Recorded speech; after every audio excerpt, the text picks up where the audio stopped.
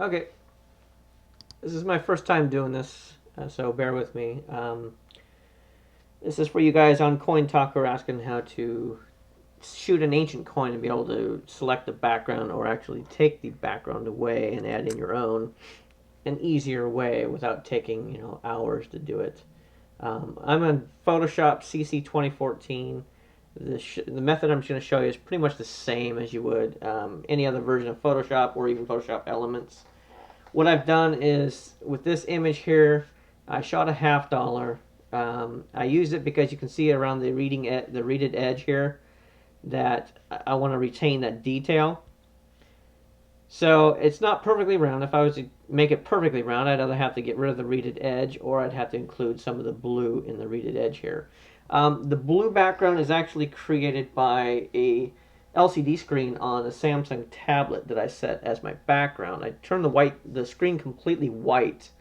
The Jansto lights that I'm using to light the coin are on the warmer side, so my white balance is set accordingly to the warmer white balance of the Jansto lights, which causes the white screen of the Samsung tablet to turn this blue color.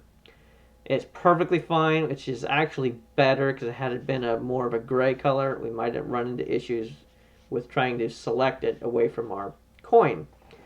So anyways, what we're going to do is we're going to take our coin and take it out of here and put it against a new document and create whatever background color we want. The white lights you see here are reflections from the Jansto lights, which are fine. It's going to be easy to get rid of. So here we go. Open your image that you shot. You're going to come over here to your magic wand tool. Click on it. I keep my tolerance at about 100, and my sample size is going to be a 3x3 pixel average area, so a total of 9 pixels. Just click out here in the blue. And here's our beginning selection. You'll notice that it's selecting the blue, which is what we want, and it's basically excluding everything within the coin. It's also excluding our highlighted areas from our reflections of the lights. That's no problem. We're going to show you how to include those here in just a second. So come up here to your marquee tool. Come out into your selection area. You're going to hold down your shift key so we can add to our selection. You'll see that our icon is turned to like a crosshair with a plus symbol down to the bottom right. Come in, click, and then drag up into it so that we can include everything. It looks like we missed a little area here. It's fine. Do the same thing. Copy it in. Same thing over here.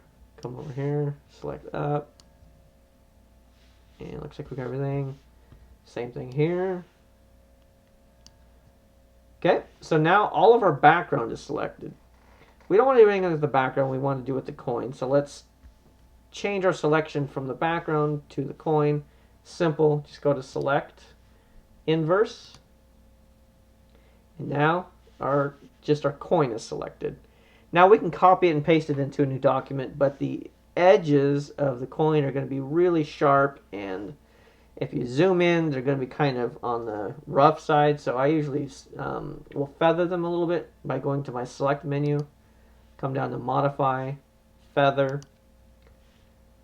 I usually keep my radius pretty small. About 2 pixels is fine because it'll just soften it up so it looks a little more natural. Click OK. Okay. Now we're going to copy it. So you can either go to your edit menu, edit, copy, or if you're using just use your keyboard, you can do, if you're on a Mac, do Command C. If you're on a PC, you're going to do Control C. So copy it. Okay, now go to File, New. I'm going to create a new document. Default size is the size of our selection, which is our coin. We want our new document to be larger. So we're going to go to a width of, I'm going to just do it 5,000 just to make it simple, 5,000. And our background color, we can choose whatever we want. For this one, let's just do red, just so you can see, okay? Click OK. Here's our new document with the red background.